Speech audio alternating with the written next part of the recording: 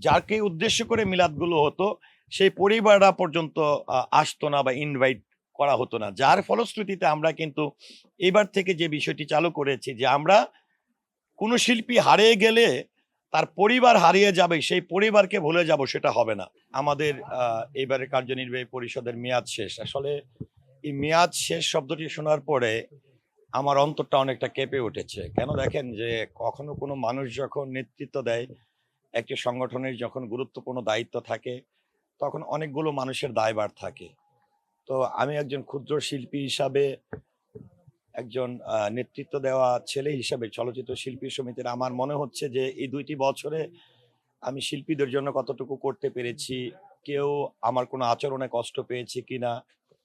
আমি স্পেশালি ধন্যবাদ দিব আপনাদেরকে। কেননা যে আজকে আপনাদের মাধ্যমে হয়তোবা অনেকের কাছে আমার ক্ষমা চাওয়ার সুযোগটি হবে যদি আমি কখনো কোনো ভুলভ্রান্তি করে থাকি।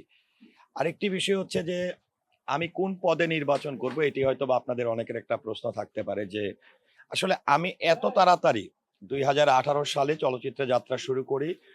আ ২৪ এ নির্বাচন এবং নির্বাচনের বেশ আ ওই মাসে আমি ভোটার হয়েছি। ওই মাসে ভোটার হয়ে আমি কিন্তু নির্বাচনে অংশগ্রহণ করেছি। তো নির্বাচনে অংশগ্রহণ করার ক্ষেত্রে আমি কার্যনির্বাহী সদস্য পদে নির্বাচন করেছি। আমি যে নির্বাচন করব সে চিন্তা আমি কখনো করিনি। আমার এই ১৮ সাল থেকে ২৪ সাল পর্যন্ত আমি বরাবরই যেদিন থেকে আমি চলচ্চিত্রের সঙ্গে যুক্ত হয়েছি তাই সেদিন থেকে কেবলমাত্র যে আমার শিল্পী সমিতি পর্যন্ত আমি সীমাবদ্ধ ছিলাম তা কিন্তু না। এটা অনেকেই অবগত আছে আমি শিল্পীদের জন্য, কলাকৌশলীদের জন্য, ইন্ডাস্ট্রির জন্য আমি কতটা নিবেদিত ছিলাম, কারা আমাকে পাশে পেয়েছে। তো সেই জায়গা থেকে পদ, পদবি, চেয়ার আমার কাছে বড় না। তবে যদি আমার মেন্টালি যেটি প্রিপেয়ার্ড আমি সেটি হচ্ছে আমি যদি আমাকে কোনো প্যানেল মনে করে বা শিল্পীরা মনে করে আমার মেন্টালি যেটি আমি ওপিনিয়ন আমি বলব, আমার যে সিদ্ধান্ত আমি সাংগঠনিক সম্পাদক হিসাবে নির্বাচন করার একটা স্বপ্ন দেখছি। তারপরেও একটি কথা থেকেই যায়। সেটি হচ্ছে যে এই স্বপ্নটি আমি দেখছি। কিন্তু আমার স্বপ্ন যদি সমিতি নিয়ে আরো বেশি পূরণ করার কেউ আসে। যেমনটা আমি বরাবরই বলি যে আমি আমার চেয়ারটি কখন ছেড়ে দিব? যখন দেখব যে আমার চেয়ে কোনো যোগ্য মানুষ এসে, আমার চেয়ে কোনো সিনিয়র একজন মানুষ এই চেয়ারটিতে আসলে বা এই দায়িত্বে আসলে আমার সমিতির জন্য, সংগঠনের জন্য উপকার হবে। আমি তখন আমার সাংগঠনিক পদ কেন? প্রয়োজন বোধে আমি শিল্পী সমিতির নির্বাচন থেকে সরে দাঁড়াবো। সেটি কেবলমাত্র শিল্পীদের স্বার্থে, সংগঠনের স্বার্থে। তো কেন সরে দাঁড়াবো এটার পিছনে একটা যৌক্তিক কারণ আছে।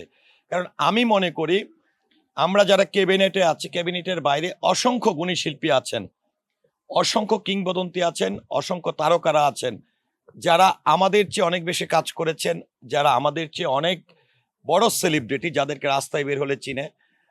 তাদের মধ্য থেকে যদি কেউ আসে আমি মনে করি শিল্পী সমিতি অনেক বেশি কাজ হবে। তাদের অনেক কিছু আদায় করা সম্ভব হবে, সংগঠনের জন্য অনেক উপকার হবে। সেক্ষেত্রে আমি মনে করি যদি আমার চেয়ে যোগ্য মানুষগুলো নির্বাচন থেকে সরে থেকে অর্থাৎ কমিটিতে না এসে যদি তারা কেবলমাত্র শিল্পী সমিতির সদস্য হয়ে থাকতে পারে, তাহলে আমাকে কেন সমিতির ক্যাবিনেটে থেকে কাজ করতে হবে? আমি তো বাইরে থেকেও কাজ করতে পারবো। তো আমার যেটি হচ্ছে যে আমি আবারও বলছি আমি আগামী ২৬-২৮ যে নির্বাচনটি অনুষ্ঠিত হবে বাংলাদেশ চলচ্চিত্র শিল্পী সমিতির, সেখানে আমি সাংগঠনিক সম্পাদক হিসেবে কাজ করতে চাই। যদি কিনা এখানে কোনো গুণী শিল্পী আসেন, পরিচিত শিল্পী আসেন, যেই শিল্পী দ্বারা সংগঠনের উপকার হবে, সমিতির উপকার হবে, গভর্নমেন্টলি যার গ্রহণযোগ্যতা থাকবে, শিল্পীদের কল্যাণে যারা কাজ করতে পারবে, সেরকম কোনো ব্যক্তি যদি এই পোস্টে নির্বাচন করতে চায় আমি তাকে সমর্থন করব। এটা কিন্তু একদম আমার মন থেকে বলা। কারণ আমি এখানে নেতা হতে আসিনি, আমি এখানে সেবক হতে আসছি। আমার চেয়ে ভালো সেবক যখন আসবে তখন আমি ওনার পিছনে আমি ছুটতে থাকবো, শিল্পীদের কল্যাণে কাজ করব। এবং নির্বাচন করে যদি আমি নির্বাচিত না হতে পারি, যেরকম ২০১৮ সালে এই ইন্ডাস্ট্রির সঙ্গে যুক্ত হয়ে আমি ইন্ডাস্ট্রির কল্যাণে, শিল্পীদের কল্যাণে, কলাকুশলীদের কল্যাণে কাজ করেছি। আমি যদি কখনো নির্বাচিত নাও হই, আমি আমি রিকোয়েস্ট করবো আজকের এই ভিডিওটির মাধ্যমে আমাকে কেউ ভুলে যাবেন না। যে কোনো প্রয়োজনে ২৪ ঘন্টা আমাকে স্মরণ করবেন। আমি চেষ্টা করব আপনাদের পাশে থাকার জন্য। ইন্ডাস্ট্রি বেঁচে থাকলে আমি বেঁচে থাকবো।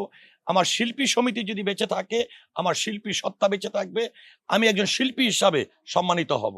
আমি এই বিষয়টি নিয়ে যদি একটু স্পষ্ট করতে চাই, ২ বছরে কিন্তু আমরা কেবলমাত্র পিকনিক ব্যতীত আমরা আরো কিছু বিষয় সংযোজন করেছি, যেটি আমাদের 1984 সাল থেকে 2026 এর মধ্যে সকল প্রয়াত শিল্পীদের পরিবারকে নিয়ে কোনো আনুষ্ঠানিকতা, মিলাদ কিংবা দোয়া মাহফিল হয়নি। এটিই প্রথম। হ্যাঁ, প্রতি মাসে একটি মিলাদ হতো আমাদের শিল্পী সমিতিতে। সেখানে কেবলমাত্র আমরা হাতে গোনা কিছু শিল্পী, কিছু সদস্যরাই মিলাদটা করতাম। সেখানে প্রয়াত যারকে উদ্দেশ্য করে মিলাদগুলো হতো, সেই পরিবাররা পর্যন্ত আসতো না বা ইনভাইট করা হতো না। যার ফলশ্রুতিতে আমরা কিন্তু এবার থেকে যে বিষয়টি চালু করেছি যে আমরা কোনো শিল্পী হারিয়ে গেলে তার পরিবার হারিয়ে যাবে, সেই পরিবারকে ভুলে যাব, সেটা হবে না। আমাদের পিকনিক হোক, আমাদের প্রয়াত শিল্পীদের স্মরণে কোনো আনুষ্ঠানিকতা হোক,